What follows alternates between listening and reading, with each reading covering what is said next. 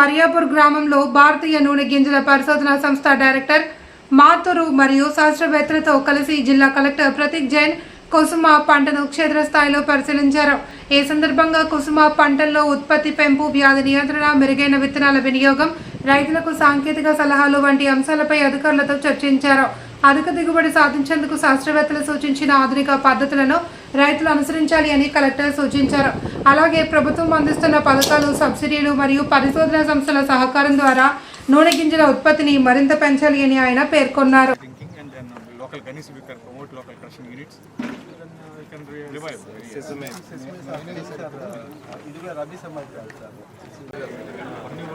Benefit ఏంటి దీంతో benefit ఏంటి దానికి సంబంధించిన అన్ని ఉంటాయి సార్.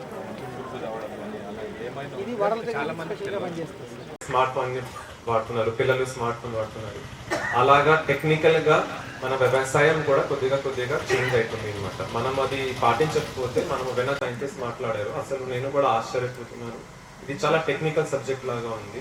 మామూలుగా చేస్తూ పోతూ ఉంటాము, మనము తాత నుంచి చూసేసి, నాన్న నుంచి చూసేసి మనము చేస్తూ ఉంటాము. కానీ ఇప్పుడు ఎలాగో అది పోటీ మర్చిపోండి, కనీసం మనం మంచిగా బ్రతకగలుగుతాము అని ఐ థింక్ సో అలాగా ఉంది. కానీ సో అగ్రికల్చర్ చూస్తే, వ్యవసాయం చూస్తే ఒక సెషన్లో పోవాలి. ఇది నాది సెకండ్ ఇయర్ స్టార్ట్ అవుతుంది జిల్లాలో కాబట్టి ఇది కూడా అర్థం చేసుకోవాలి. అది అర్థం చేసుకుంటేనే మనం చైనా కానీ యూఎస్ఏ కానీ అన్ని ఎకానమికలీ